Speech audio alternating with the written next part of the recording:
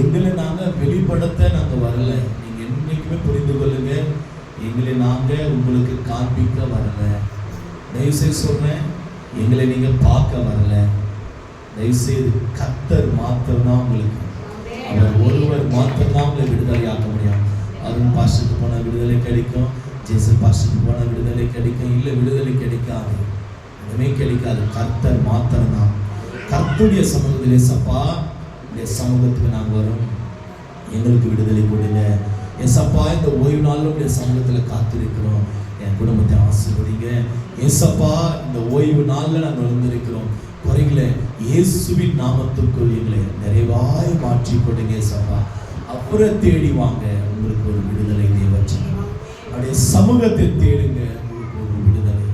அவர் மாத்திரம் தான், அவர் அல்லாமல் ஒரு காரியமும் நடக்காது, ஒரு காரியமும் நடக்காது. இன்னைக்கு பலவீனத்தோடு, போராட்டத்தோடு, துன்பத்தோடு, கண்ணீரோடு, வியாகுலத்தோடு, வெறுமையோடு வந்திருக்கலாம். ஏசப்பா, உடைய சமூகத்தில் நாங்கள் வந்திருக்கிறோம்.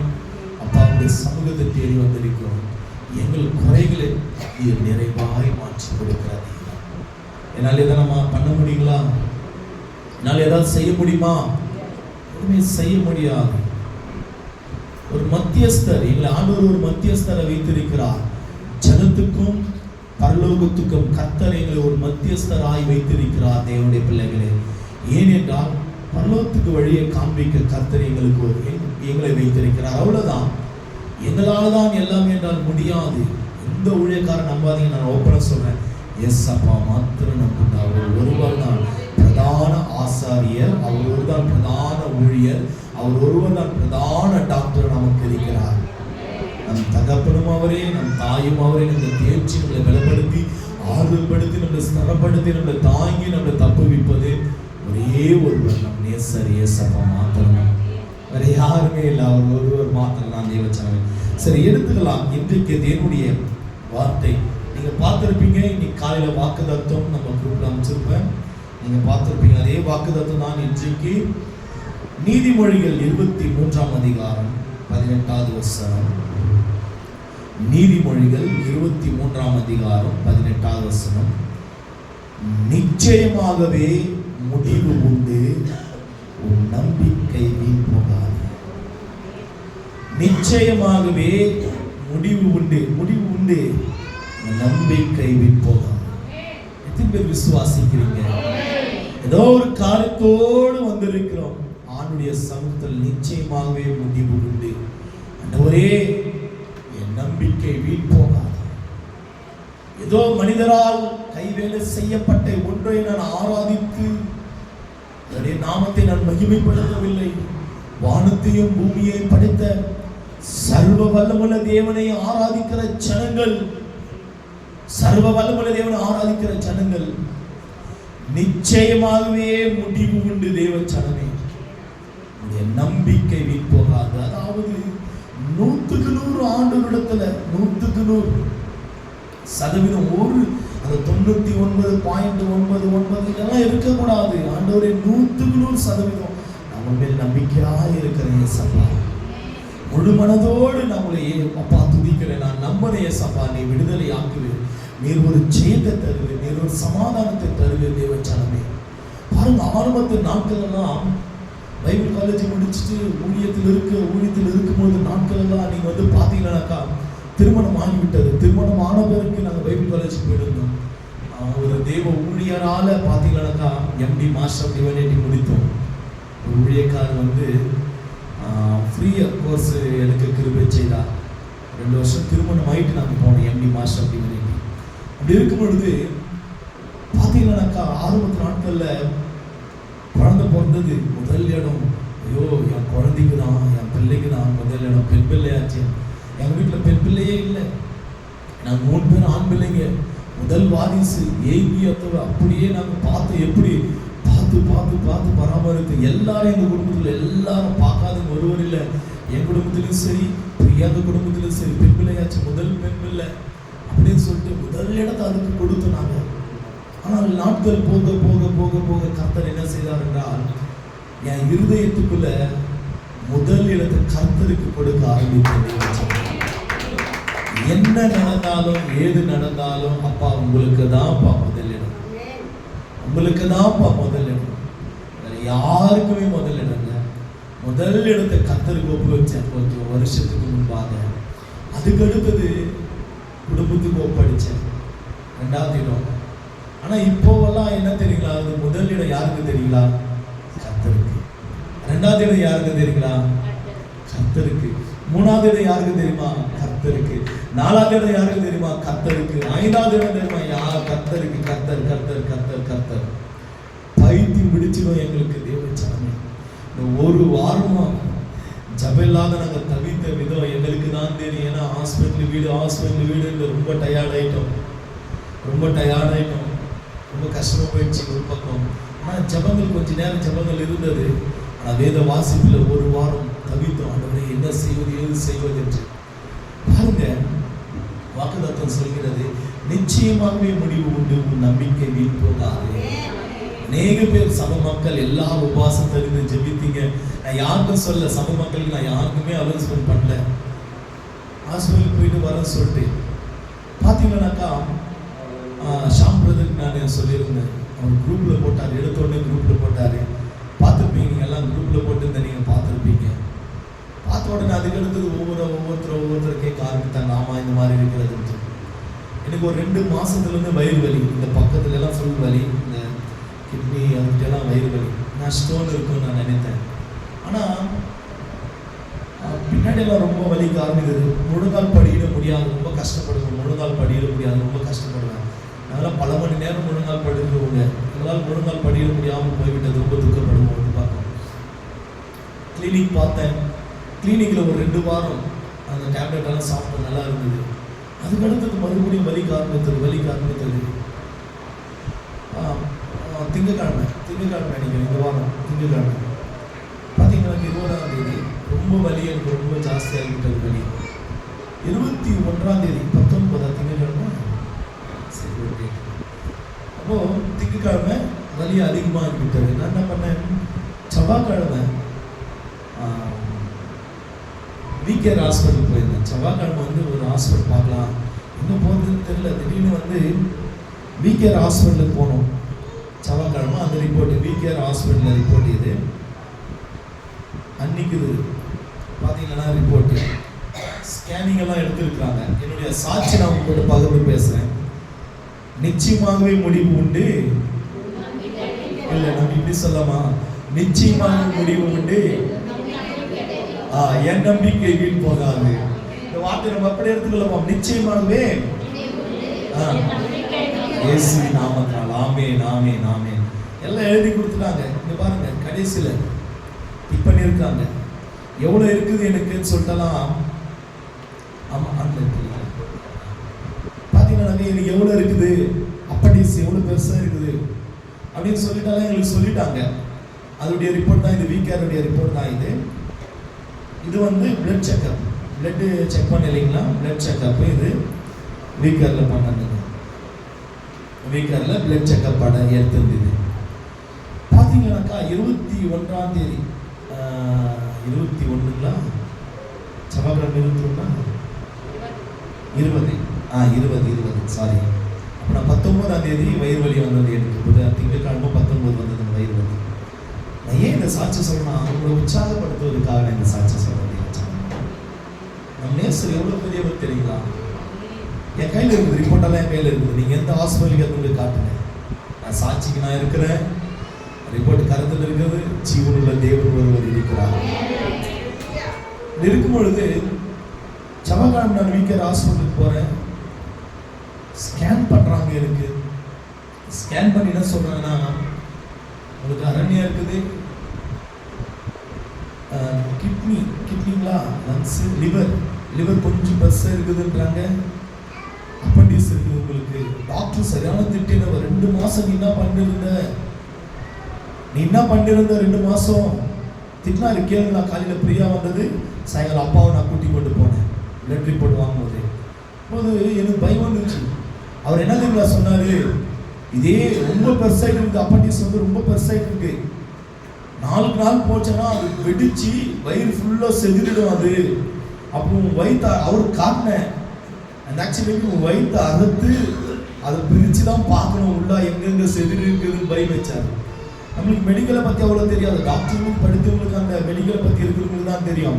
வயிற்று அறுத்து அதுக்குள்ளே என்னென்ன இருக்குது. அப்போ தடவை பார்த்தோம், வயிற்றுனா ஏசப்பா அப்படின்னு சொல்லி தடவை பார்த்தேன். கத்தாவேன்னு சொல்லிட்டு பயம் வந்தது. பயம் வந்து மனுஷன் இல்லைங்களா, நான் இயேசுவின் நாமத்தினால் இப்படி ஆண்டவர் இருக்கிறார். இல்லை, நம்மளும் சாதாரண ஒரு மனிதன் தான். எங்க ஒரு இடம் எனக்கும் பயம் இருக்கும். ஊழியக்காரனா, ஆனா ஜனங்களை பலப்படுத்துவான் தான். ஆனா நானும் ஒரு மனுஷன் தான், எனக்கும் பயம், எனக்கு உணர்வுகள் எல்லாமே இருக்கிறது. பயந்தேன். சரிங்க சார் நான் வரேன், நீ இன்னைக்கு அட்மிட் ஆகணும். பையன் சார், சரி நான் வீட்டில் அப்பான்னு சொல்லிட்டு வரோம், காசு எவ்வளோன்னு கேட்டேன். காசெல்லாம் தெரியாது, நீங்கள் டாக்டர் போய் பாருங்கன்னு சொல்லிட்டாங்க. நாங்கள் வந்துட்ட உடனே சரின்ட்டு வீட்டில் ஒரே சோகம். ஃப்ரீயா உட்காந்துன்னு அந்த ரிப்போர்ட் எல்லாம் பார்த்துட்டு மொபைல் அடிச்சுட்டு வண்டிலேயே வரும்பொழுது சரின்ட்டு வீட்டுக்கு வந்துட்டோம். ரிப்போர்ட் வாங்கிறதுக்கு நானும் அப்பாவை கடந்து போகணும். சாயங்காலம் போன உடனே ஒரு 8:30 மணிக்கு டாக்டர் பார்த்து என்ன திட்டினாரு தெரியுங்களா? என்னை பார்த்து சரியா திட்டினாருங்க டாக்டர். நீ இன்னும் அட்மிட் ஆகலையா? இன்னும் போச்சு போ. ஸ்டார்டிங் 50,000 ரூபாய் கட்டுனாரு. திரு மொழிகிறேன், அங்க இங்க பார்க்குறேன். நான் என்ன செய்வது ஏது செய்வதுன்னு எனக்கு தெரியல. ஏசப்பா எல்லாமே நீங்க தான் பயம். மனசுக்குள்ள ஒரு பக்கம் பயம், மறுபக்கம் ஒரு தைரியம். கர்த்தர் இருக்கிறார் சொல்லி முடிஞ்சிச்சு. அதுக்கு அடுத்தது அப்பா ஆலோசனை, சில சபை மக்கள் ஆலோசனை, அப்பாவுடைய ஜபம், பிரியாவுடைய ஜபம், அம்மாவுடைய ஜபம், சகோதரியுடைய ஜபம், என் குடும்பத்துடைய ஜபம். தெரியல, என் குடும்பத்துடைய ஜபம், சபை மக்கள் என் குடும்பத்துடைய ஜபம். ஒவ்வொருத்தரும் வந்து ஜபிச்சிங்க. அந்த மெசேஜ் வந்த உடனே ஒவ்வொருத்தரும் ஃபாஸ்டிங் போட்டீங்க. அந்த தம்பி இல்லை, பிரெண்டோ இல்லைங்க, ஊரில் இருக்க, அப்படி கோயம்புத்தூர்ல லீவ் போயிருக்காங்க அவங்க ஃபேமிலி. சின்ன பையன், 11 வயசு 12 வயசு பையன் ஃபோன் பண்ணி ஒரே அங்கிள் நான் நாளைக்கே வந்தேன் அங்கிள், உங்களை பார்க்குறேன் அருணாங்கல், அவங்கள பார்க்கணும்னு சொல்லிட்டு அவங்க டேடி இல்லை நம்ம கூட்டு போகிறேன் நான் பக்கத்துலன்னு சொல்கிறார். இல்லை நான் அருணாங்களை பார்க்கணும். சரி, அதுக்கு அடுத்தது அங்கிள் நான் உங்களுக்கு ப்ரேயர் பண்ணட்டுமா? சின்ன பையன் ப்ரேயர் பண்ணட்டுமா? எனக்கு ப்ரேயர் பண்ணான் சின்ன பையன் ஃபோனில். 11 வயசு பையன் ப்ரேயர் பண்ண உடனே அங்கிள் நான் உங்களுக்காக ஜெபம் பண்ணுறேன், ஏசப்பா என்ன தைரியப்படுத்துறான். பொண்ணு முழங்கால் படிக்கிட்டு டெய்லி ஏசப்பா எங்கள் டேடி மேலே கத்தி படக்கூடாது ஏசப்பா. எவ்வளோ ஜபங்கள் தெரியுமா? இந்த டேனியல் ப்ரேயரில் எவ்வளோ ஜபங்கள் தெரியுமா? எஸ்தர் ப்ரேயரில் எவ்வளோ ஜபங்கள் தெரியுமா? கர்த்தருடைய பரிசுத்த நாமத்துக்கு மகிமை உண்டாகும். யாருமே பெருமைப்படுத்தல, எல்லாமே மகிமையும் துதியும் கர்த்தருக்கு ஒருவருக்கு மாத்திரம் தான் தேவச்சாங்க. ஏன்னா நமக்குள்ள ஆவியானவர் பலன் கொண்ட வாசனா.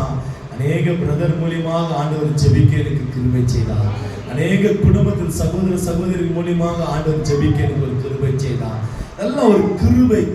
எப்படி நோவாவுக்கு கர்த்தருடைய கண்களில் கிருபை கிடைத்ததோ அதுபோல எனக்கு கர்த்தருடைய கண்களில் கிருபையும் இரக்கமும் கிடைத்தது தேவச்சானமே. அப்புறம் என்ன செய்தோம்? சரி, மனசு திருப்தியே இல்லை, பேப்டிஸ்ட் போகலாம் சொல்லிட்டு போன உடனே பிரியாவுடைய மாமி இருந்தாங்க அங்கே. அவங்களுடைய 20 வருஷம் சர்வீஸு. அவங்க தெரிந்த டாக்டர் வந்து பார்த்தீங்கன்னாக்கா சீனியர் டாக்டர் பேப்டிஸ்ட் ஹாஸ்பிட்டலில். கரெக்டாக டாக்டர் வெங்கட் அவங்ககிட்ட கூட்டிகிட்டு போனாங்க. கூட்டிகிட்டு போன உடனே எல்லா ரிப்போர்ட்டும் எடுக்க வைத்தாங்க. ரிப்போர்ட் எடுத்துட்டு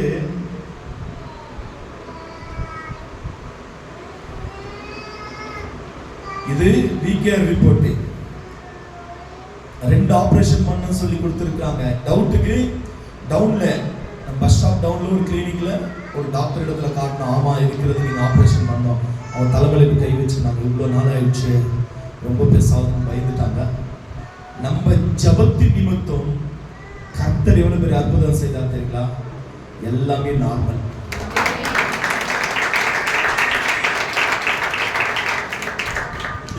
எல்லாமே நார்மல். ஆபரேஷன் பண்ணணும்னு சொல்லிட்டு ரிப்போர்ட் வந்திருக்குது வீக்கார்ல. அன்னைக்கு நான் 20ஆம் தேதி நான் அட்மிட் ஆக வேண்டியவன். பார்த்தீங்கன்னாக்கா 21ஆம் தேதி நான் பேப்டிஸ்ட் ஹாஸ்பிட்டலுக்கு போகிறோம். வீட்டிலலாம் ஜெபம் பண்ணிட்டு எல்லாம் நம்ம தம்பி சௌதரி, ஷாம் பிரதர், அருணண்ணா, எல்லாரும் சபை மக்கள் எல்லாரும் ஜெபித்தீங்க. பேர் சொல்ல எல்லாரும் தான் ஜெபித்தீங்க. ஜெபிக்காதவங்க யாரும் இல்லை. பாருங்க, கர்த்தர் நார்மலுக்கு என்ன கொண்டு வந்தாங்க. நார்மல் ரிப்போர்ட் எல்லாம் நார்மல். எனக்கு இருக்குதுங்க, எல்லாம் நார்மல் இருக்கிறது தேவச்சனம். தேவன் பெரியவர். அதான் நிச்சயமாகவே முடிவு உண்டு, நம்பிக்கை வீண் போகாது. என்னுடைய நம்பிக்கை வீண் போகிற தேவன் சாமி. நான் ஒன்று சொன்னது என்ன தெரியுமா? ஏசப்பா, ஓய்வு நாள என் நாமத்தை நான் மகிமைப்படுத்தணும் தகப்பனே. ஓய்வு நாள் உடைய சமூகத்தில் நான் காத்திருக்கேன் ஐயா. இந்த ஓய்வு நாளை நான் மிஸ் பண்ணக்கூடாது. அதான் என்னுடைய நாள் நினைச்சேன். என்ன தெரியுங்களா, எனக்கு வெறும் தைராய்டு இருக்குது. அது நார்மலான தைராய்டு. டேப்லெட் எடுக்க 2 மாதம் செட் ஆகிடும். இந்த தைராய்டுனால தான் இந்த வலி எடுத்துச்சா எனக்கு, பேக் பெயின். அதுவும் சொல்லிட்டாங்க, கண்டுபிடிச்சேன். 2 நாள் கிட்னி செக்அப் எடுத்தாங்க, வயிறு செக்அப் எடுத்தாங்க, சிடி ஸ்கேனிங்கில் போட்டு பார்த்தீங்கன்னா ஸ்கேனிங் எல்லாம் எடுத்தாங்க. எல்லாமே அவ்வளோ சூப்பராக ஆண்டவர் நடத்தினாரு. இன்னொரு அற்புதம் என்ன தெரியுங்களா? இந்த அற்புதம் தான் பயங்கரமான ஒரு அற்புதம். என்கிட்ட காசு இல்லை. எவ்வளோ தெரியுங்களா? 11,000. அந்த பில் எவ்வளோ போட்டாங்கன்னா ஸ்கேனிங்க்கு 11,780 ரூபாய் நம்ம போட்டாங்க பில்லு. ஆனால் பிரியாவுடைய மாமி மூலியமா கர்த்தர் எவ்வளோ தெரியுமா? வெறும் 4,000 முடிச்சுருவாங்க எல்லாத்தையும். பேப்டிஸ்ட் ஹாஸ்பிட்டலில் வெறும் இங்கே செக்கப்புக்கு எவ்வளோ 6,000 ரூபாய் கொடுத்தேன் நான். நம்ம வீக்கரில் பிளட் செக்கப்புக்கு, யூரின் செக்கப் எல்லாம் எடுத்தாங்க. டாக்டர் ஃபீஸு, இந்த ஸ்கேனிங் எல்லாத்துக்கும் 6,000 ரூபாய் கொடுத்தேன். ஆனால் அங்கே எல்லாத்துக்குமே கிட்னி செக்கப்ல இருந்து எல்லாத்துக்கும், சிடி ஸ்கேனிங் எல்லாத்துக்கும் 11,000 சொல்றது கிட்டத்தட்ட 12,000. யோசித்த கர்த்தர் பாருங்க. கர்த்தர் நம் தேவனை போல ஒருவரும் இல்லையா, நம் தகப்பனை போல ஒருவரும் இல்லை. அந்த இடத்துல நான் நிக்கிறேன் இல்லையா, எனக்கு தெரியும் ஏசப்பா எப்படிப்பட்டவர் இருக்கு. அதை உணருங்க, உணர்ந்து பாருங்க. அது மகிமை போல ஒருவரும் இல்லை. அதனால தான் நான் அந்த பாடலை பாடினேன். எப்படி தெரியுங்களா? என்றும் ஆனந்தம் என் இயேசு தருகிறார். இது என்றும் ஆனந்தம் ஏசப்பா மாத்திரம்தான் தர முடியும். எந்த டாக்டரும், எந்த மனுஷனும், தாய் தகப்பன், அண்ணன் தம்பி, யாரும் நமக்கு ஆனந்தத்தையும் சந்தோஷத்தையும் கொடுக்க முடியாது. தேவச்சாமி, பணம் நம்மளை சந்தோஷத்துக்குள்ள நடத்த முடியாது. பேர் புகழ் நம்மளை சந்தோஷத்துக்குள்ள நடத்த முடியாது. ஐயா, தேவனுடைய வார்த்தை பரலோகத்தில் வாசம் செய்கிற அந்த மகிமையுள்ள தேவன் மாத்திரம்தான் அந்த சந்தோஷத்துல நடத்த முடியும். தேவனுடைய பிள்ளைகளே, சரி எடுத்துக்கொள்ளலாம். நேரம் கடந்து கொண்டு இருக்கிறது, எடுத்துக்கொள்ளலாம். பரிபூர்ணமாய் அளிக்கும் கர்த்தர் பரிபூர்ணமான கிருபைக்குள்ள நம்மளை நடத்த அவர் வல்லவராய் இருக்கிறார். பரிபூர்ணமாய் அளிக்கும் கர்த்தர். பரிபூர்ணம் என்பது சம்பூர்ணத்தை காண்பிக்கும். தேவச்சானமே, நிச்சயமாகவே முடிவு உண்டு, உன் நம்பிக்கை வீண் போகாது. நீதிமொழிகள் 23ஆம் அதிகாரம் 18வது வசனம். நிச்சயமாகவே நம்பிக்கை உண்டு, உன் நம்பிக்கை வீண் போகாது. தேவனாகிய கர்த்தர் பரிபூர்ணத்தில் அவருடைய பிள்ளைகளை அவரை நடத்த அவர் வல்லவராய் இருக்கிறார். எவ்வளவு கண்ணீர்கள் தெரியுமா, எவ்வளவு ஜெபங்கள் தெரியுமா, எவ்வளவு விண்ணப்பங்கள் தெரியுமா. சிலர் வீட்டை தேடி வந்து ஜெபித்தாங்க, கர்த்தருடைய நாமத்துக்கு மகிமை உண்டாகட்டும். சிலர் கண்ணீர் சிந்தி ஜெபித்தாங்க, கர்த்தருடைய நாமத்துக்கு மகிமை உண்டாகட்டும். சிலர் ஃபாஸ்டிங் போல ஜெபித்தாங்க, கர்த்தருடைய நாமத்துக்கு மகிமை உண்டாகட்டும். தேவச்சனமே, பரிபூர்ணமான ஒரு விடுதலை கொடுத்து கர்த்தர் என்னை நிற்க வைத்திருக்கிறார். இந்த இடத்துல நல்ல ஆரோக்கியத்தையும், நல்ல சுகத்தையும், நல்ல பலத்தையும் கொடுத்திருக்கிறார். கர்த்தர் நாமத்துக்கு மகிமை உண்டாகட்டும். தேவச்சனமே, நம் தேவனாகிய கர்த்தர் எப்படி தெரியுமா, பிள்ளைகளை பரிபூர்ணத்துல நடத்த அவர் விரும்புகிறார். எப்படி பரிபூர்ணத்துல நடத்த நம் தேவனாகிய கர்த்தர் விரும்புகிறார். 1, தேவனை காண்பிக்கும். 2, பிரிவை காண்பிக்கும். 3, உயிர்த்தெழுதலை காண்பிக்கும். கர்த்தர் உயிர்த்தெழுதலை காண்பிக்கும். 4, மேசியா, அதுக்கு அடுத்தது இயேசு. 4, மேசியா இயேசுவை காண்பிக்கும். 5வது தேவனுடைய வல்லமையை காண்பிக்கும். 6வது மனிதனை காண்பிக்கும். 7வது சம்பூர்ணம், பரிபூர்ணத்தை காண்பிக்கும். தேவச்சனமே, நான் மறுபடியும் சொல்கிறேன்.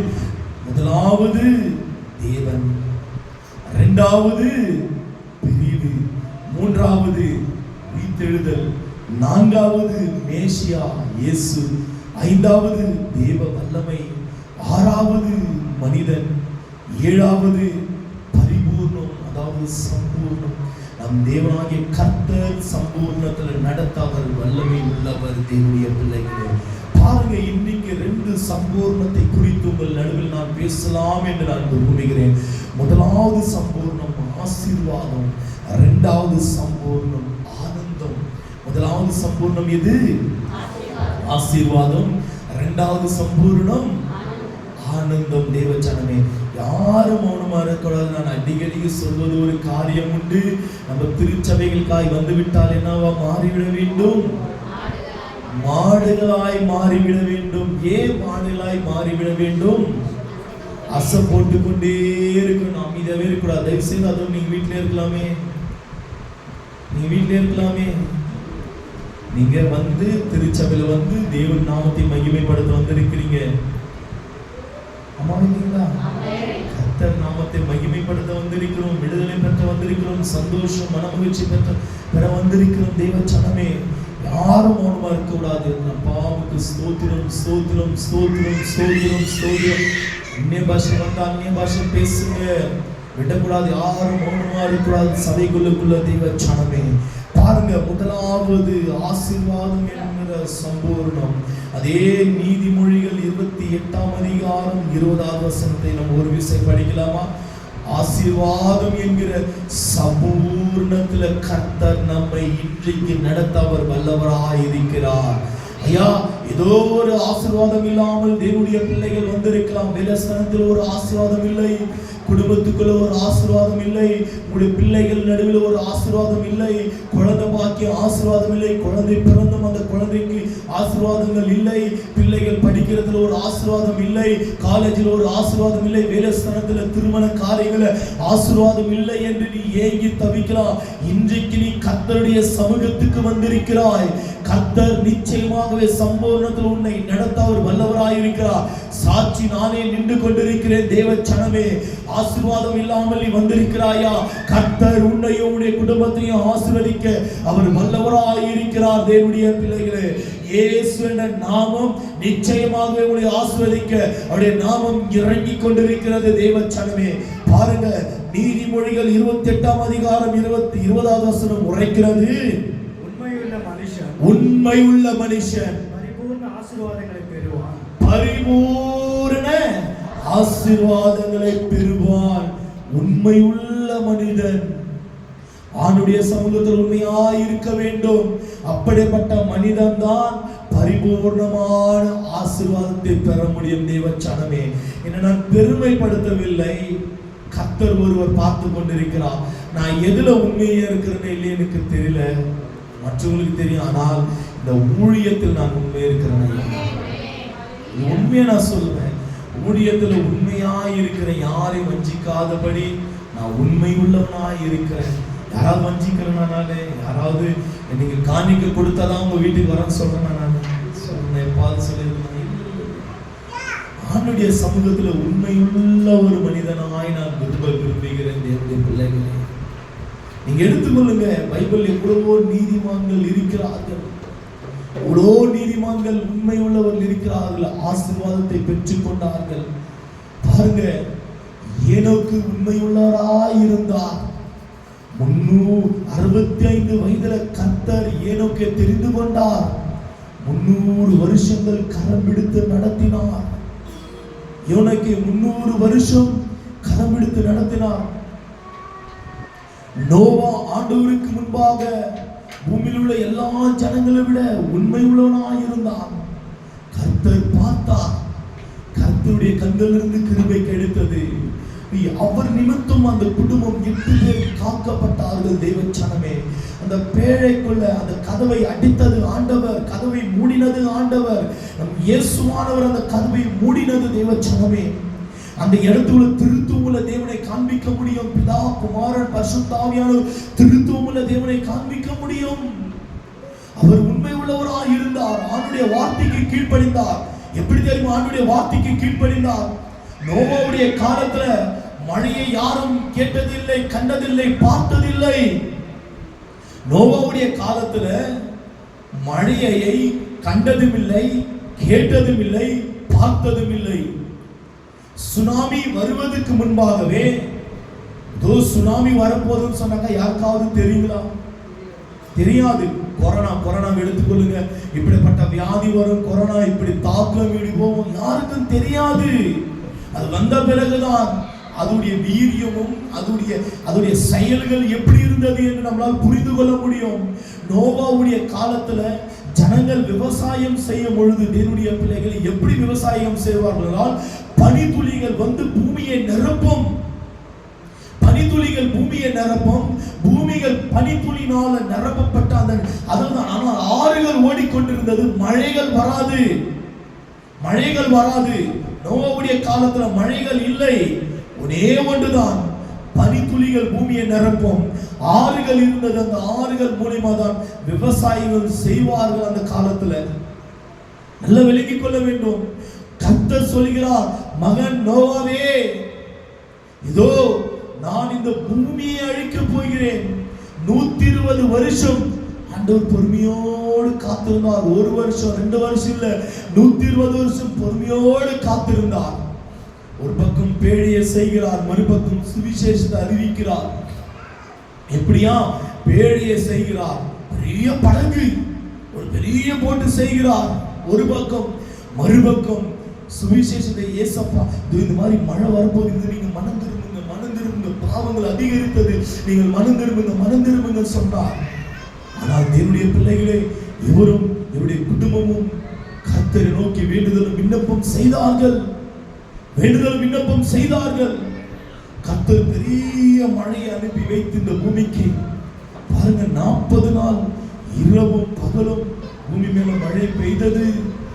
பூமி பிளந்ததாம், கீழே பூமி பிளந்து ஊற்று கந்தெல்லாம் பிளந்து தண்ணீரில் வந்துதான். பூமியிலிருந்து தேவனுடைய பிள்ளைகளே ஒருவரும் தப்பிக்க முடியல. ஆனால் நோவாவுடைய குடும்பம் காக்கப்பட்டார். கர்த்தரை யார் அப்படி சமூகத்தில் காத்திருந்து, நீரே ஜீவனுள்ளவர் ஐயா, நீர் அல்லாமல் இல்லை. உண்மை உள்ள ஒரு மனிதன் கர்த்தருடைய சமூகத்தில் வந்து ஏதோ பொய்யும் பித்தலாட்டமும் இப்படிப்பட்டவரை கர்த்தர் ஆசீர்வதிக்க மாட்டார். உண்மையாயிருக்கணும் அவருடைய சமூகத்துல. மனிதனை ஏமாத்திடலாம், ஊழியக்காரனை ஏமாத்திடலாம், ஆனால் கர்த்தரை ஒருவரும் ஏமாற்ற முடியாது. ஒவ்வொருடைய வாழ்க்கையும் திறந்த புத்தகத்தை போல இருக்கிறது பார்வைக்கு முன்பாக. ஒவ்வொரு வாழ்க்கையும் நிர்வாணமாக இருக்கிறது கர்த்தருக்கு முன்பாக. இதை நீ புரிந்து கொள்ள வேண்டும் தேவ ஜனமே, இதை புரிந்து கொள்ள வேண்டும். ஊழியக்காரனை ஏமாத்திடலாம். ஏன் அநேக பேர் சம்பூர்ணமான ஆசீர்வாதத்தை பெறவில்லை? உண்மை இல்லாதவர்களாய் வாழ்ந்து கொண்டிருக்கிறோம். Dash dash dash dash dash போட்டு பாருங்க, உட்கார்ந்து யோசிங்க. நான் எதுல உண்மை இல்லை? ஜெபிக்கிறதுல உண்மை இல்லையா? நான் எதுல உண்மை இல்லை? ஆண்டவரை துதிக்கிறதுல உண்மை இல்லை? நான் எதுல உண்மை இல்லை? நான் லேட்டா வரதுல உண்மை? நான் எதுல உண்மை இல்லை? கீழ்ப்படுத்தல் உண்மை இல்லையா? நான் எதுல உண்மை இல்லை? யோசித்து பார்க்க வேண்டும். என்னுடைய பிள்ளைகள் யோசித்து பார்க்க வேண்டும். ஏன் இந்த ஆசீர்வாதத்தை பெறாமல், அதாவது சம்பூர்ணமான ஒரு ஆசீர்வாதத்தை பெறாமல் பிள்ளைகள் வாழ்ந்து கொண்டிருக்கிறோம்? ஆண்டவரை துதிக்கிறோம், அவருடைய நாமத்தை மகிமைப்படுத்துகிறோம், ஆண்டவரை ஸ்தோத்தரிக்கிறோம், உயர்த்துகிறோம், அந்நிய பாஷை பேசுகிறோம், பாஷை பேசுகிறோம். ஏன் விடுதலை இல்லாமல் தவித்துக் கொண்டிருக்கிறோம்? உண்மை உள்ள ஒரு மனிதனாய் நம்மளால வாழ முடியவில்லை, வாழல. ஏன் தெரியுமா? ஆவியானவர் நமக்குள் இல்லை. ஆவியானவர் இல்லை. எந்தெந்த மனிதனுக்குள் ஆவியானவர் கிரியை செய்வாரோ பயம் பக்தி வரும். தேவச்சா உனக்குள் ஆவியானவர் கிரியை செய்தார்.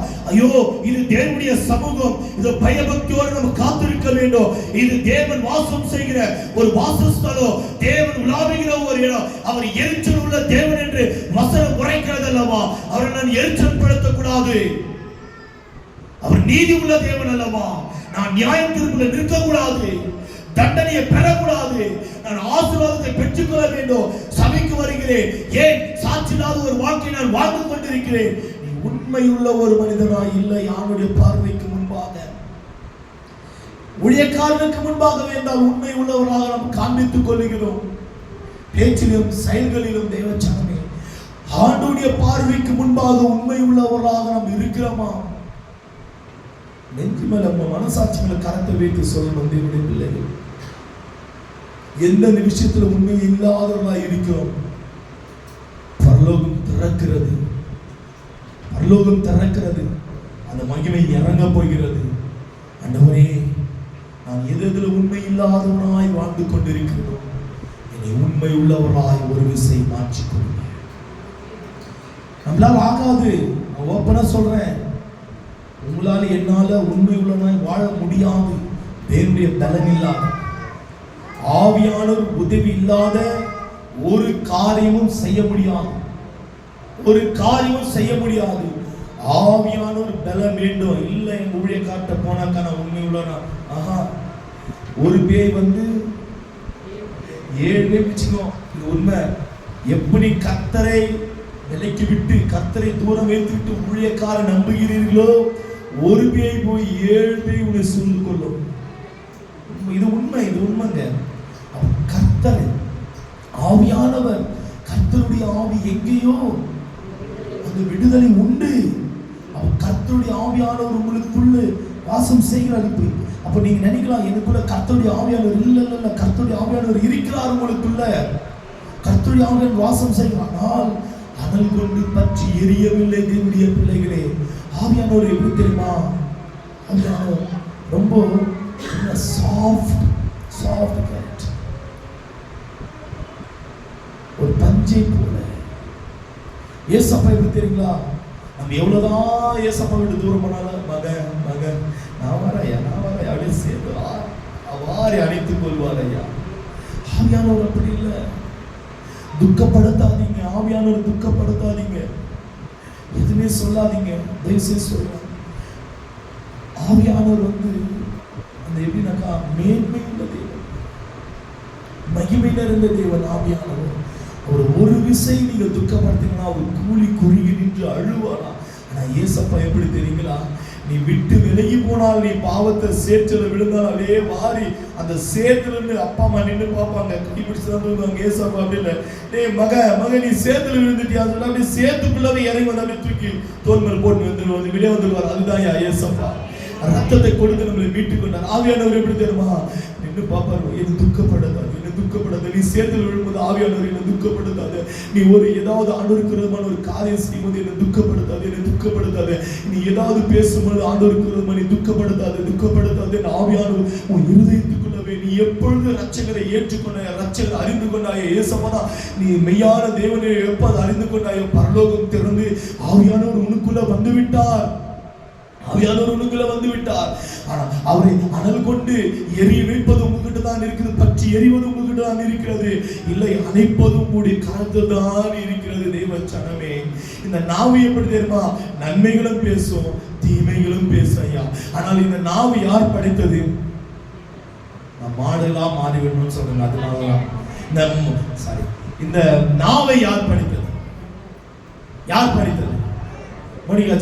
படைத்தது? கர்த்தர்.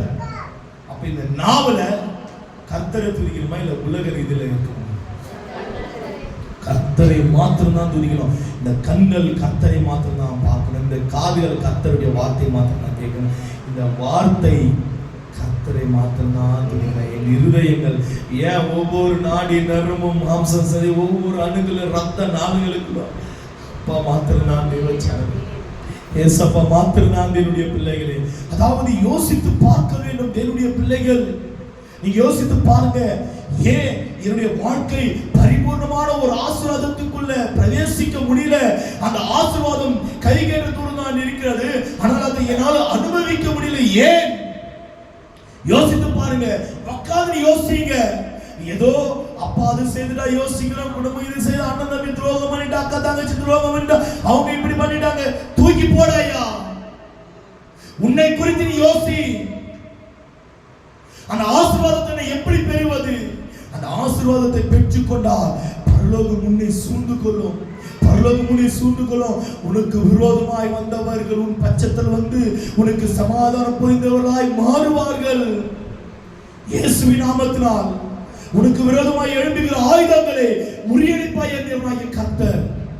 நீ சாபத்துக்குள்ள இருக்கும் பொழுதுதான் அந்த சாபமெல்லாம் உன்னை சூழ்ந்து கொள்ளும். பரிபூர்ணத்தில் இல்லாத ஒரு வாழ்க்கை நம்ம வாழ்ந்து கொண்டிருக்கிறோம். அதனாலதான் எல்லா சாபம் நம்மளை சூழ்ந்து கொள்ளுகிறது. நிச்சயமா சொல்றேன், கர்த்தர் என்னை எப்படி நடத்துறாருன்னே தெரியல. அப்பாவே ஆச்சரியப்படுறாரு. வீட்டில் தான் இருக்கிறாங்க. 1.5 வாரம் ஆயிடுது நம்ம வீட்டுக்கு வந்து அப்பா அம்மாவும் ஆச்சரியப்படுறாங்க. கர்த்தர் இப்படிதான் நடத்துறாரு தெரியல, எப்படிதான் என்னை ஆசீர்வதிக்கிறார் தெரியல. பரிபூர்ணமான ஆசீர்வாதத்துள்ள கர்த்தர் நடத்துறாரு. இந்த ஆசீர்வாதங்களோட கர்த்தர் எப்படி சந்தித்தார் தெரியுங்களா? பிரமிக்கத்தக்கமாக இருக்கிறது தெய்வம். பிரமிக்கத்தக்கதாக தேவனாகிய கர்த்தர் என்ன நடத்துறார். அவ்வளவு ஆச்சரியங்கள் அற்புதங்கள் அவ்வளவு நடந்தது. இந்த ஒரு வாரம் அப்படி நடந்தது. என்னுடைய மகிமை பகிரங்கமாய் வெளிப்பட்டது என்னுடைய வாழ்க்கையில். இந்த ஒரு வாரம் உண்மையா சொல்றேன், என்னுடைய மகிமை பகிரங்கமாய் வெளிப்பட்டது. ஏதோ தொட்டு போவதல்ல, பகிரங்கமாய் வெளிப்பட்டது. என்னுடைய மகிமை நான் பகிரங்கமாய் உணர்ந்தேன். ஒரு வாரம் தேவச்சானமே ஒரு கருவினால் சம்பூர்ணத்துல கர்த்தர் என்னை நடத்தினார். என்னை நடத்தின தேவன் ஏன் உங்களை நடத்த மாட்டாரா? உடைய பிரச்சனைகளை போராட்டங்களை ஆண்டவர் மாற்ற மாட்டாரா? இந்த ஊழியக்காரன் சொன்ன வெளிநாட்டுல இருந்து பணம் வர நினைக்காதீங்க. வெளிநாட்டுல இருக்கிறாங்க ஆட்கள் 7-8 பேர் இருக்கிறாங்க. அவங்க இந்த வீடியோலாம் பார்ப்பாங்க. யார் இடத்துல நாங்க பணம் வாங்குறதுல எந்த பணமும் எங்களுக்கு வர்றது இல்லையா? கர்த்தர் ஒருத்தர் அறிவார். தேவச்சனமே எங்களுக்கு யார் தெரியுமா போஷிக்கிறவரு? யார் தெரியுமா எங்களை போஷிக்கிறவரு? ஏன் தெரியுமா? நான் ஒரு சாட்சி நான் சொல்லின்னு இருக்கேன் உங்களுக்கு. நான் சாட்சி சொல்லின்னு இருக்கேன். ஒண்ணு, என் பேங்க் பேலன்ஸ் இயேசு நாமத்துல எவ்வளவு இருக்கு தெரியுங்களா? எவ்வளவு இருக்கு ஜீவா? விசுவாசத்தின் அறிக்கை வைக்கணும். கோடிக்கணக்கான பணம் இருக்குது என் பேங்க் பேலன்ஸ். கோடிக்கணக்கான பணம் நிரம்பினருக்கு எடுக்கிறேன், நிரம்பினருக்கு இருக்குது. ஆனால் கடன் மட்டும் கேட்காதீங்க. கடன் அன்பை முறித்து விடும். நல்லா அந்த சகோதர அன்புக்குள் நாம் இருக்கிறோம். சகோதரர்கள் ஒருமித்து வாசம் செய்வது எத்தனை நன்மை, எத்தனை இன்பம், எத்தனை மகிழ்ச்சி, எத்தனை மனமகிழ்ச்சி. அல்லேலூயா. கடன் மட்டும் கேட்காதீங்க. அப்படிதான் ஒரு மீட்டிங்கு போயிட்டு, ஒரு பாஸ்டர்ஸ் மீட்டிங்கு போயிட்டு அந்நிய பாஷை பத்தி பேசுனேன். அந்நிய பாஷைக்கு முன்னாடி என்ன நடக்கும், அந்நிய பாஷைக்கு பின்னாடி என்ன நடக்கும். ஊழியக்காரங்க ஒரு 50 ஊழியக்காரங்க வந்து அமர்ந்து இருக்கிறாங்க. ஒரு பாஸ்டர் மீட்டிங் போயிட்டு பேசுனேன். பேதுருடைய வாழ்க்கையை ஒரு வட்டமா எடுத்து அவருடைய வாழ்க்கை எப்படி இருந்தது, அதுக்கடுத்து அவருடைய வாழ்க்கை எப்படி மாறினது என்று கிட்டத்தட்ட ஒரு 1.5 மணி நேரம் டாபிக் பேசணும். ஒரு நாள் வருமா எனக்கு ஃபோன் கால். ஏன் தெரியுங்களா?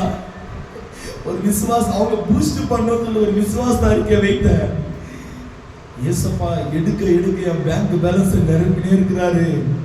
என் பேங்க் காசு கோடிக்கணக்கான பணம் இருக்கிறோம். விசுவாசிக்கிறோம். இப்போது கூட அப்படிதான் இருக்கிறேன். ஒரு ரூபாய் இல்லை, ஆனா விசுவாசம். என்னுடைய வாழ்க்கை எல்லாமே விசுவாசம். என்னுடைய பிள்ளைகளே, நாங்கள் வாழ்வது எல்லாமே விசுவாசம். அதான் அந்த ரிப்போர்ட். விசுவாசம் எல்லாமே அதுதான்.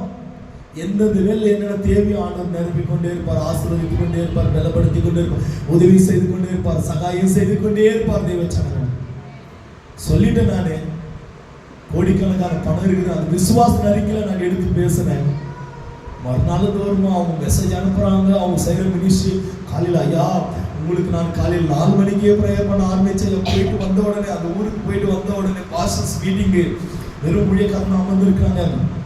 வந்த உடனே, ஐயா நாங்கள் இந்த மாதிரி உங்களுக்காக ஜெபித்தோம், பெங்களூர்லேருந்து வர ஐயா அவங்க பலமாக பயன்படுத்துங்க, உங்கள் வார்த்தை பலமாக இருந்தது. டக்குன்னு என்ன தெரியுமா வருது, ஐயா எங்களுக்கு ஏதாவது உதவி செய்யுங்க, எங்கள் சர்ச்சி இப்படி இருக்குது, அப்படி இருக்குது, அது இது பண்ணுங்க, அது பண்ணுங்க அப்படின்ட்டு. கர்த்தாவே நான் சொன்னேன், ஐயா ஜெபித்து கொள்ளலாம், ஜெபம் பண்ணுங்க, கர்த்தர் உங்களை ஆசீர்வதிப்பார். நான் 2 ஊழியரை தாங்கன்னு சொன்னேன். இந்த மாதம் அந்த 2 ஊழியருக்கு நான் தாங்க முடியல. அப்படியே நின்று இருக்கிறது பேலன்ஸ். அப்படியே நின்று இருக்கு. நான் 2 ஊழியரை தாங்கினேன். அந்த ஊழியருக்கு அப்படியே நின்று இருக்கிறது பேலன்ஸ். கர்த்தர் அறிவார். ஏனெனில் கர்த்தர் அறிவார். கர்த்தர் ஒருத்தர் அறிகிறவராக இருக்கிறார். மாதம் ஒரு மூட்டை அரிசிக்கு அவங்களுக்கு யூஸ் ஆகிருந்துச்சு. அந்த பணம் ஒரு மூட்டை அரிசிக்கு யூஸ் ஆகிருந்துச்சு. கர்த்தர் அறிவார். ஏனெனில் அவர் ஒருவருக்கு மட்டும் தான் தெரியும். அப்படி இருக்கும்போது அந்த ஊழியக்காரங்க ஃபோன் மேலே ஃபோன், ஒருத்தர் இல்லை 3 பேர் கிட்டத்தட்ட மெசேஜ் அனுப்ப ஆரம்பிக்கிறாங்க. என்னென்ன தேவை ஆரம்பிக்கிறாங்க. தேவச்சனமே விசுவாசத்தினால் தான் ஐயா நாங்கள் உயிர் வாழ்வது. விசுவாசத்தினால் தான் நாங்கள் பலன் அடைவது, விசுவாசத்தினால தான் உற்சாகப்படுவது, விசுவாசத்தினால எங்களுடைய வாழ்க்கை எல்லாமே. ஏன் விசுவாசத்தினால என் பிள்ளைகளை நடத்துவது. நானே என் பிள்ளை கொண்டேவும் சொல்ல, மக அப்பா உனக்கு எது சேர்த்து வைக்கிறது முக்கியம் இல்லை, நான் உனக்கு இதை சேர்த்து வச்சிருக்கிறேன். மகன் நான் இதெல்லாம் காண்பிப்பேன் என் பிள்ளைக்கு, நான் இதெல்லாம் காண்பிப்பேன், நான் இதை சேர்த்து வச்சிருக்கிறேன் மகன், உனக்கு அப்பா பரலோகத்தை சேர்த்து வச்சிருக்கிறேன். உனக்கு அவங்க இப்படி இருக்கிறாங்க, அவங்க அந்த மாதிரி இருக்கிறாங்க, இவங்க இப்படி வாழுறாங்க, இவங்க இப்படி வராங்க, கார்ல பேரு, அதெல்லாம் நீ யோசிக்க கூடாது. அப்பா அவனுக்கு எதை சேர்த்து வச்சுக்கணும், பரலோகத்துல பொக்கிஷத்தை சேர்த்து வச்சுக்கிறோம். நான் உனக்கு இந்த பூமியில துரு பிடிச்சிடும், எல்லாமே துரு பிடிச்சிடும், துரு பிடிக்காதது ஒன்று பரலோகத்துல பொக்கிஷத்தை சேர்த்து வச்சிருக்கோம். நான் உனக்கு அதை எதுவுமே சொல்ல மாட்டேன். என் மகள் முழங்கால் படிட்டு ஜெபிப்பதை பார்த்து அவ்வளோ சந்தோஷம். 11:30 12 மணிக்கு முழங்கால் படிட்டு ஜெபிப்பது, 6 வயசுலேயே அந்நிய பாஷை கொடுத்தா நான் எவ்வளோ சந்தோஷப்படுவேன். பரலோகத்தில் பொக்கிஷத்தை சேர்த்து வச்சிருக்கிறேன் என் மகளுக்காக. அதனாலதான் அது இங்க செயல்படுகிறது. தேவச்சனமே பாருங்க, உண்மை உள்ள மனிதன் பரிபூர்ண ஆசீர்வாதத்தை பெறுவார். நீங்க உண்மை எதுல உண்மையா இருக்கணும்னு சொல்லி கொஞ்சம் யோசித்து பாருங்க. நான் எதுல உண்மையா இல்லை ஆண்டவரே, நான் எதுல உண்மையா இருக்க நான் விரும்புகிறேன் என்று உட்கார்ந்து யோசித்து பாருங்க. நிச்சயமா சொல்கிறேன், பரிபூர்ணமான ஆசீர்வாதத்தை பெறுகிற தேவச்சனமே. அல்லேலூயா. 2வது காரியம் எடுத்துக்கொள்ளலாம். சங்கீதம் 16ஆம் அதிகாரம் 11ஆவது வசனம். இதை பத்தி நான் அதிகமா பேசிப்போம். சாட்சி சொல்றவங்க நடுவில் என்னை பத்தி நான் சாட்சி சொல்றேன். நீங்க உற்சாகம் அடையணும் தான் என்னுடைய சாட்சியில நான் உங்ககிட்ட பகிர்ந்து பேசுறேன். 16ஆம் அதிகாரம் 11ஆவது வசனம். பரிபூர்ணமான ஆனந்தம், பரிபூர்ணமான ஆனந்தம் தேவனாகிய கர்த்தர். படிக்கலாம். ஜீவ மார்க்கத்தை எனக்கு தெரியப்படுத்துவீர், உம்முடைய சமூகத்தில் பரிபூர்ண ஆனந்தமும் உம்முடைய வலது பரிசத்தில் நித்திய பேரின்பமும் உண்டு. எங்கேயா? அவருடைய சமூகத்தில் பரிபூர்ணமான ஆனந்தம். முதலாவது, நீ உண்மை உள்ளவனாய் இருந்தால் மாத்திரம்தான் பரிபூர்ணமான ஆசீர்வாதத்தை பெற முடியும். நல்லா விளங்கிக் கொள்ள வேண்டும் எல்லாரும். பரிபூர்ணமான ஆசீர்வாதத்தை நீங்களும் குடும்பமும் பெறணும்னாக்கா உண்மை உள்ளவராய் இருக்கணும் ஆண்டுடைய பார்வைக்கு முன்பாக. 2வது காரியம், உண்மையுள்ள ஆனந்தம். ஏன் என் வாழ்க்கையில ஒரு சந்தோஷம், மனமகிழ்ச்சியில ஒரு ஆனந்தம் இல்லை, ஒரு ஆனந்தம் இல்லை என்று சொன்னால் படிக்கலாம். மறுபடியும் வசனத்தை. ஜீவ மார்க்கத்தை எனக்கு தெரியப்படுத்துவீர், உம்முடைய சமூகத்தில் பரிபூர்ண ஆனந்தமும். பார்த்தீங்களா? எங்க பரிபூர்ண ஆனந்தம் எங்க இருக்கிறது? கர்த்தருடைய சமூகத்துல மாத்திரம்தான் பரிபூர்ண ஆனந்தம். கர்த்தர் ஒருவர் தான் சமாதானத்தை, சந்தோஷத்தை கொடுக்க முடியும். வேற யாரும் சமாதானத்தை, சந்தோஷத்தை கொடுக்க முடியாது.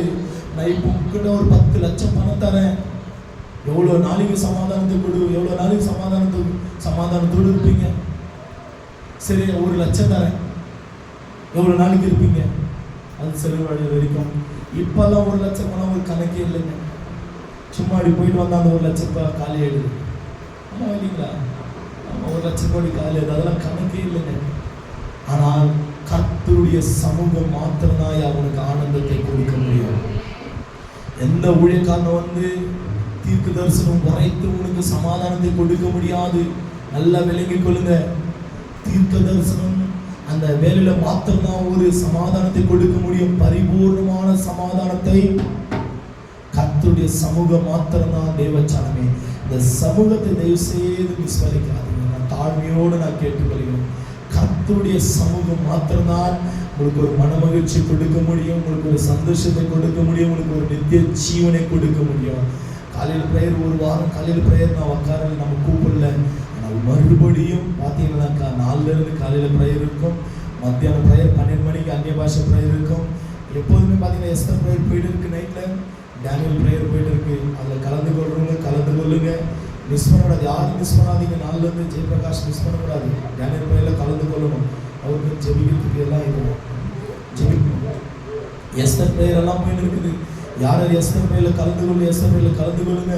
நாளைக்கு காலையில பிரேயர், அதிகாலை வல்லமையுள்ள பிரேயர் ஸ்டார்ட் ஆகும். மறுபடியும் ஒரு வாரம் இல்லை, நமக்கு ஒரு வாரம் இல்லை. நாங்கள் எனக்கு ரொம்ப பெயின் இருக்கும். இந்த பகுதியெல்லாம் ரொம்ப வலி எடுக்கும்.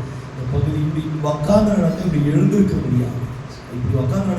முடியாது. இந்த வயசான ஆயா ஒரு குச்சி வச்சு நடப்பாங்க பார்த்தீங்களா, அந்த மாதிரி சோஃபான்னு உட்காந்து எழுதுனா அந்த மாதிரி நடந்து போவோம். அவ்வளோ வலி. அதான் உட்கார படுத்துனே இருப்பானுடைய சமூகத்தில், படுத்துனே இருப்போம் வீட்டில் தேவச்சாங்கனே. அப்படி இருக்கும் பொழுது நாளிலிருந்து ப்ரேயர் ஆரம்பிக்குது. அதாவது ஆண்டுடைய சமூகத்தில் தான் பரிபூர்ணமான ஆசீர்வாதங்கள் உண்டு. ஆண்டுடைய சமூகத்தை நீங்க இழக்கக்கூடாது. எந்த சூழ்நிலைகள் வந்தாலும், எப்படிப்பட்ட பிரச்சனைகள் வந்தாலும் ஆண்டுடைய சமூகத்தை இழக்காதீங்க. சாத்தான் நீங்க எப்பொழுது ஆண்டுடைய சமூகத்தை விட்டு விலகின்னு காத்து கொண்டிருக்கிறான். உங்களுக்கு ஒரு பிரச்சனையும் போராட்டத்தை கொண்டு வர யார் ஆண்டுடைய சமூகத்தில் காத்திராமல் இருக்கிறார்களோ அவர்கள் எல்லாம் பரிபூர்ணமான ஆனந்தத்துக்குள்ள வாழ முடியாது. இதுதான் உண்மை. யார் ஆண்டுடைய சமூகத்தை விட்டு விலகிறார்களோ அவர்கள் எல்லாம் பரிபூர்ணமான ஆனந்தம், மனமகிழ்ச்சிக்குள்ள வாழ முடியாது. தேவச்சனமே, நீங்க நினைத்துக் கொள்ளுங்க. இப்ப ஏதோ ஒரு போராட்டம் வருகிறது, உங்களுக்கு ஏதோ ஒரு பிரச்சனை, ஏதோ ஒரு துன்பம், அப்ப நினைத்துக் கொள்ளுங்க, ஆண்டவரே இந்த சமூகத்தை விட்டு நான் பிரிந்திருக்கிறேன்ப்பா. ஏனக்கா அந்த ஆனந்தத்துக்குள்ள இல்ல.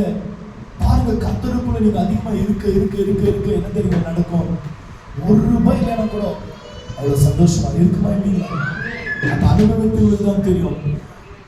₹1 இல்லைன்னா கூட ₹1 இருக்காது, எதுலையுமே ₹1 இருக்காது.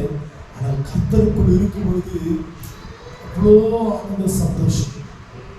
சரீரத்தில் அநேக பலவீனங்கள், கர்த்தருக்குள் இருக்கும்போது இந்த பலவீனங்களை மேற்கொள்ளாது. பலப்படுத்துகிற கிறிஸ்துவின் வல்லமை என்னை பலப்படுத்துமையா. பலப்படுத்துகிறவர் அவர். என்னை பலப்படுத்துவா, எனக்கு உதவி செய்வா. எப்பொழுது அந்த சமூகத்தை விட்டு நம்ம பின்வாங்கிருக்கிறோமோ அந்த சமாதானத்தை சாத்தான் பிடிக்கிறான். ஐயா, கர்த்தர் 6 மணி நேரம் கல்வாரி சிலுவையிலே 9